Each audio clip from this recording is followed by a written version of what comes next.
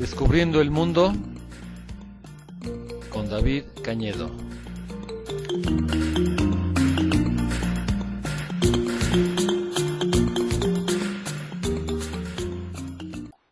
Hola, ¿qué tal? Aquí estamos de nuevo en su programa Descubriendo el Mundo con David Cañedo. Ese soy yo. Como todos los miércoles a las 5:30, todavía seguimos de vacaciones de la escuela. La semana pasada y esta semana fueron vacaciones, que bueno, nos dan un descanso. Ya seguiremos la semana próxima echándole muchas ganas a la escuela.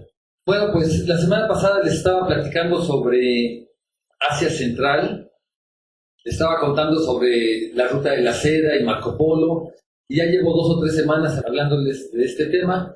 Y todavía hay varias cosas que decir. Realmente es una historia muy interesante. Ahora vamos a seguir hablando de este tema, Asia Central. Miren, para nosotros Asia Central está tan lejos, está prácticamente al otro lado del mundo, que alguien podría decir, bueno, ¿y eso a mí en qué me afecta? En realidad no es que nos afecte mucho o poco, pero el asunto es que allí está, es una parte de nuestro planeta y es una parte muy interesante para los que tienen la oportunidad de viajar por esos rumbos. Y si no tienen la oportunidad de ir a esos rumbos, pues de todas maneras sigue siendo muy interesante la historia de esos lugares, las costumbres, la geografía de todos esos lugares. Yo, por ejemplo, nunca he estado en ese rincón del planeta, en todo lo que es Asia Central, pero de todas maneras la historia es apasionante. Y la historia, también hay gente que dice que, bueno, a mí de qué me sirve saber lo que pasó hace 100 años, o hace 500 años, o hace 2000 años, pues qué tiene que ver eso con mi realidad. Pero en realidad sí tiene que ver. La historia es un proceso continuo que se está constantemente haciendo, y las ramificaciones y las consecuencias de las cosas que suceden duran mucho tiempo. Una cosa sigue a otra y esa otra. Es toda una cadena de causa y efecto. Entonces, aunque uno piense que la historia no tiene nada que ver con nuestra realidad, en realidad sí tiene mucho que ver. Como dicen, por ahí hay un dicho que el que no conoce su historia está condenado a repetirla. Incluso lo que pasó en el otro extremo del mundo hace 500 años o más, de todas maneras siempre es importante por lo menos estar un poco enterados. Entonces estaba hablando del imperio de Gengis Khan. El imperio de los mongoles fue uno de los grandes imperios, el imperio terrestre más grande que ha habido. Pero así como llegó ese imperio, pues así desapareció, no duró ni 200 años. Fue una verdadera explosión que salió de las estepas de Asia Central. La característica principal de esa región del mundo, de todo esto que les estoy hablando, Asia Central, es que son unas estepas enormes, son miles y miles de kilómetros de estepa. Estepas básicamente son llanuras donde sopla mucho el viento, son muy frías en invierno, muy calientes en verano. A veces en un solo día se puede pasar por las 4 estaciones del año. Eso significa que de día pueden ser muy calurosas y en la noche pueden ser muy frías. Y eso hace que no se pueda realmente practicar la agricultura. La gente que vive ahí tiene rebaños que los llevan a pastar donde hay pastos. Entonces, mucha de la gente que ahí vive o vivía tradicionalmente son nómadas o seminómadas. Estas enormes estepas están bordeadas por varias regiones del mundo donde se han desarrollado civilizaciones muy sofisticadas, muy avanzadas, como son, por ejemplo, China de un lado, India, Persia, Rusia. Todas esas son regiones que bordean estas enormes estepas. Y así como las civilizaciones han influenciado a la gente de las estepas, también la gente de las estepas ha influenciado estas civilizaciones. Básicamente la estepa es un excelente medio conductor. ¿Esto qué significa? Que las ideas, el comercio, atraviesan estas enormes planicies, pueden ser de miles de kilómetros de distancia. Sin embargo, las ideas, las personas, las mercancías atraviesan estas planicies. Por ejemplo, las montañas como los Himalaya, ya ven ustedes que están en la cadena de los Himalayas, que están entre India y China, y eso es una barrera. A pesar de que sí hay manera de franquearlos, hay pasos de montaña donde se pueden atravesar, pero es poca la gente que lo hace. Las montañas son verdaderamente una barrera entre las diferentes culturas. En cambio, las estepas, a pesar de que son muy extensas, pero siempre ha habido caravanas que las atraviesan. Entonces, actúan como un medio de comunicación o incluso de intercambio entre las diferentes culturas. Y esto es muy importante porque nos ayuda a entender también el mundo actual.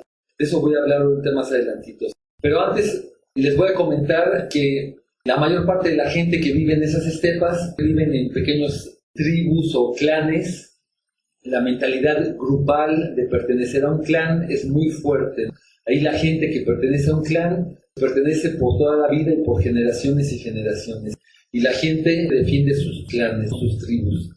Y de repente ha habido personas que han logrado unificar todas esas tribus y todos esos clanes y se lanzan a conquistar las civilizaciones vecinas. Fue exactamente lo que hizo Gengis Khan en el siglo XIII, en 1200 y tantos, principios del siglo XIII. Pues 100 años después de él, 150 años después de Gengis Khan, vino otra persona que pasó la historia con el nombre de Tamerlán, que era turcómano, tendría también sangre mongola, pero era principalmente turcómano, que también este señor Tamerlán, que en su lengua original se llamaba Timur Lenk, así se llamaba, pero después en Occidente lo tradujeron a Tamerlán. Este señor también logró unificar, ya cuando el imperio mongol ya estaba en plena decadencia, llegó este señor y logró unificar de nuevo toda la cantidad de tribus que vivían en esas enormes estepas y fundó otro imperio. Este señor Timur Lenk o Tamerlán también pasó a la historia como uno de los grandes salvajes que ha habido, bárbaro. Se hizo famoso por el salvajismo y la barbarie con la que conquistaba los pueblos. Él era para dejar un ejemplo, llegaba a una ciudad, la sitiaba y si la ciudad no se rendía, la tomaba y masacraba a todos los habitantes. Era impresionante, dejaba montañas de cadáveres, los apilaban todos en verdaderas montañas, simplemente para dejar un ejemplo, para que las demás ciudades no les opusieran resistencia. Esto fue más o menos a partir del año 1370-1380, cuando este señor Tamerlán empezó a hacer sus andadas. Conquistó todo lo que es Asia Central. Su capital, Samarcanda, que era un pueblito cualquiera, de repente este señor la eligió como la capital de su imperio y la convirtió en una gran ciudad. Hasta la fecha, Samarcanda sigue teniendo algunas mezquitas verdaderamente impresionantes. Si tienen la oportunidad de ver algunas fotos, búsquenlas en el internet. Las mezquitas de Samarcanda son verdaderamente unas joyas arquitectónicas. La mayor parte de estos palacios y de estas mezquitas, de estos templos, fueron fundados en aquella época por este señor Timur Lenk, que a esta ciudad la convirtió en la capital de su imperio. Samarcanda es una ciudad mítica realmente, ¿no? Era el paso obligado de la ruta de la seda, todas las caravanas pasaban por ahí y actualmente todavía sigue existiendo esta ciudad, ya pasó su época de oro, todavía sigue existiendo, la gente sigue viniendo, viven de la agricultura, de lo que vivan por esos rumbos. El asunto es que de ahí salió este señor Tamerlán y arrasó con todo lo que pudo. En alguna ocasión puso sitio a la ciudad de Delhi, en India. Delhi era una de las grandes ciudades de India y este señor la tomó y prácticamente arrasó con todo, masacró a todos los habitantes. Hizo verdaderamente una carnicería. Después tomó otras ciudades, volvió a tomar la ciudad de Bagdad, que ya la había tomado Gengis Khan, bueno, uno de los sucesores de Gengis Khan. 100 años antes, pues este cuate la volvió a tomar y la volvió a destruir por completo. Y así, pues esa era la norma, parece que era la manera de demostrar su poder. Y aquí cabe la reflexión. Todos los grandes imperios, el cementerio de la historia está lleno de imperios. Imperios van, imperios vienen, cada uno tiene su momento de auge, duran un poco más tiempo, un poco menos, algunos duran un siglo, otros 2 o 3 o lo que sea. El asunto es que durante ese tiempo son el gran imperio y se sienten el centro del mundo. Creen que pueden hacer lo que se les antoja La mayor parte de estos imperios están basados en la violencia, porque pues a fin de cuentas así es. Van a conquistar, y para conquistar lo hacen con lujo de violencia. ¿Y todo para qué? Para que unas cuantas personas puedan vivir con todos los lujos y los privilegios, para que los reyes, los emperadores que se lanzan a esas conquistas, durante un breve lapso que puede durar, repito, 50 años o 100 años o lo que sea, viven con todos los lujos y privilegios, con todos los recursos que se van a robar de otros lados, y finalmente todos esos imperios se colapsan por su propio peso. Finalmente, ¿qué es lo que queda del imperio de Tamerlán? Pues sí quedan unas cuantas mezquitas que construyó allá en su nativa Samarcanda, y eso es todo lo que queda. Actualmente esa ciudad Samarcanda es una ciudad común y corriente, sin pena ni gloria, que sobrevive quizás a duras penas o lo que sea. El asunto es que de todos los imperios desaparecen en la niebla de los tiempos. Entonces todo ese lujo de barbarie, todo ese salvajismo, toda esa crueldad con la que se van a conquistar, ¿para qué? ¿Para qué sirve últimamente? Únicamente para vanidad de unas cuantas personas, para poder vivir bien y robarse los recursos de otros pueblos, y últimamente todo eso va a pasar. Es lo mismo que sucede, por ejemplo, con el gran imperio de nuestro tiempo, que es los Estados Unidos de Norteamérica, Estados Unidos que también se lanzan a conquistar. Ahorita se fueron a meter precisamente a esas zonas de Asia Central, que de esto ahorita vamos a hablar, cómo están metidos allá en Irak, en Afganistán, y por qué están metidos ahí. Son razones que parecen importantes en su momento, pero que dentro de 100 o 200 años o dentro de 500 años, cuando el imperio de los gringos también se haya caído, porque es inevitable que suceda, uno va a pensar, y finalmente, ¿para qué sirvió todo eso? Bueno, son algunas reflexiones que nos lleva el análisis de la historia. La historia es una larga sucesión de imperios que van y vienen. Todos los imperios surgen de la nada, crecen, llegan a un momento de máxima expansión y de ahí pasan por una decadencia.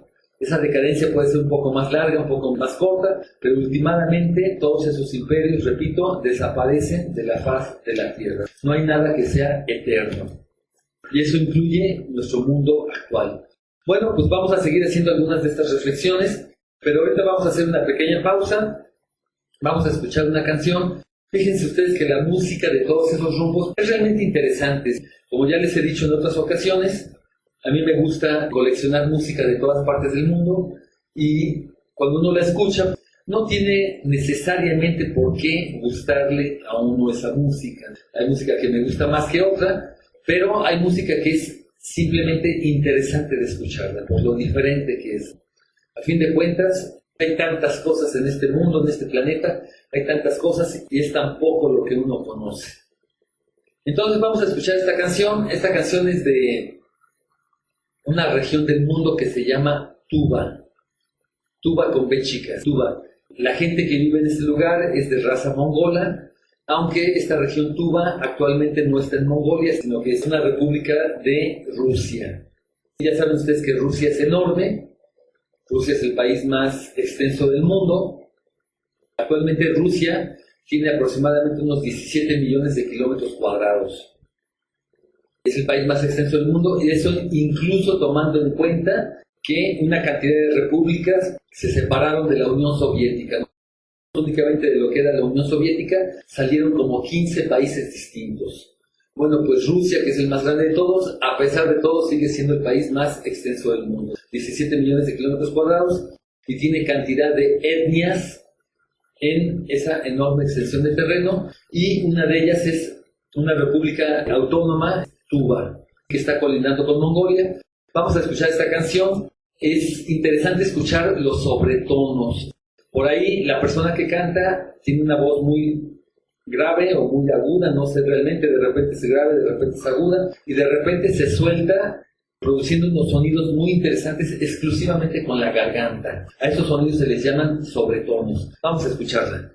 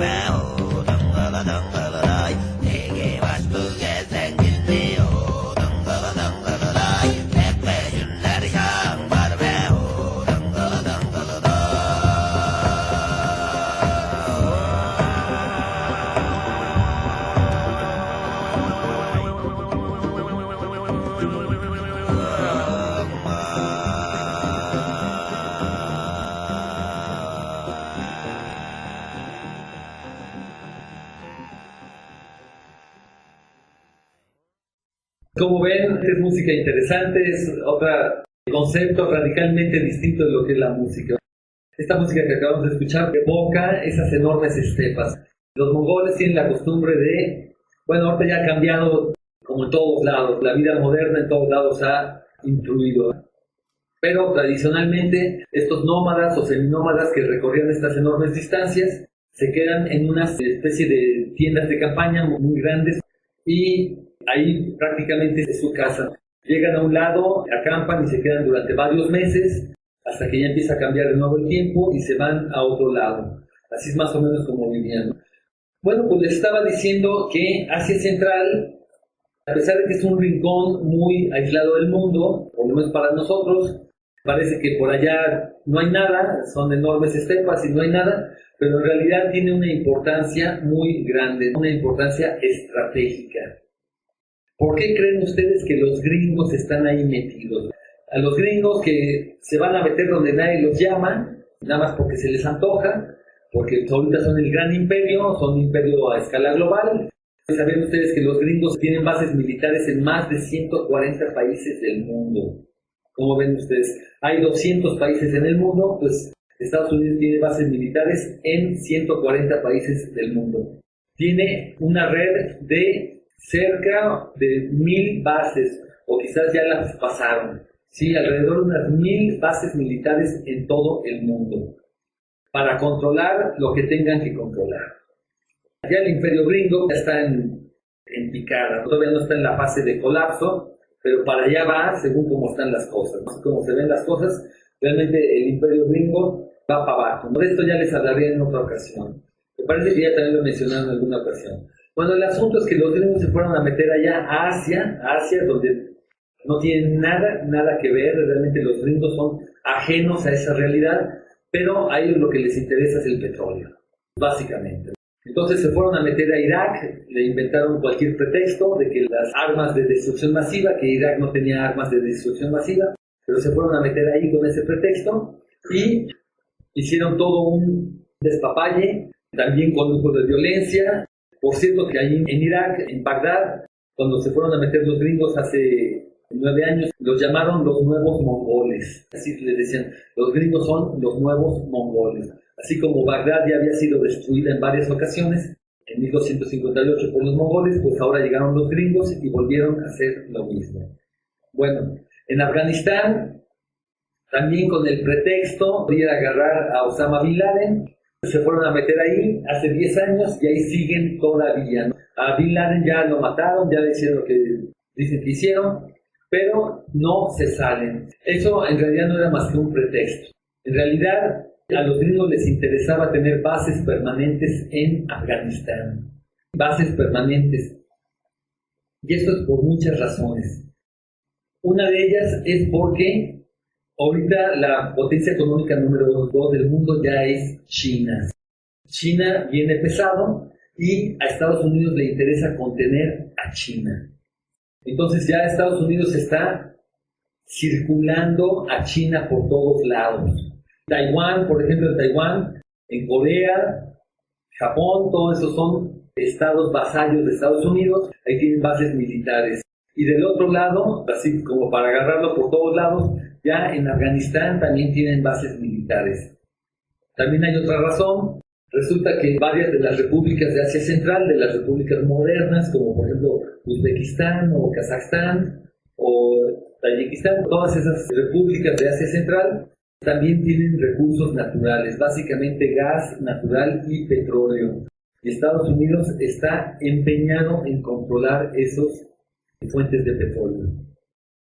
Entonces, por ejemplo, Kazajstán es un país que pertenecía a la Unión Soviética. Cuando la Unión Soviética se colapsó hace 20 años, Kazajstán es uno de los países que surgieron de ahí. Kazajstán es un país bastante grande, es más grande que México. México tiene 2 millones de kilómetros cuadrados, Kazajstán son 2.800.000, algo así me parece. O sea, es bastante grande. Y resulta que el Kazajstán también tiene, al parecer, bastante petróleo. Pero aquí hay un problema. El problema es ese petróleo que está en Asia Central, en Kazajstán o en Uzbekistán, cómo sacarlo para llevarlo por barco. El chiste es que llegue al Océano Índico y de ahí llevarlo por barco a Japón o a Australia o a Estados Unidos o a donde sea. Pero el chiste es cómo sacarlo. Entonces se necesita construir oleoductos de miles de kilómetros. Son oleoductos que atraviesan prácticamente todo Asia, por lo menos unos 3.000 o 4.000 kilómetros, para llevar el petróleo desde esos países de Asia Central, atravesando Afganistán, después atraviesan Pakistán y después llegan al Océano Índico. Y el asunto es que Afganistán, que es uno de esos países de Asia Central, tiene una enorme importancia estratégica. Afganistán no tiene petróleo. Afganistán es uno de los países más pobres del planeta. La gente ahí tiene un promedio de vida de 40 y tantos años y viven prácticamente en la miseria. Pero resulta que Afganistán es el paso. ¿Sí? Es el paso de los oleoductos. Además, Afganistán sirve también para tener bases militares para, en cualquier momento, si en algún momento dado llega a haber una guerra fría o una guerra caliente entre Estados Unidos con China, al parecer para allá va el asunto, ya los gringos tienen sus bases militares puestas en todas estas regiones de Asia Central, entonces para atacar a China por todos lados. Y básicamente de eso es de lo que se trata. Cuando fue el Imperio Británico hace 200 años, para los ingleses que conquistaron India, y era muy, muy importante también hacerse del control de Afganistán. Y hubo todo un juego de política, si se llama geopolítica, que era una competencia entre Rusia e India para tener influencia sobre Asia Central, sobre Afganistán.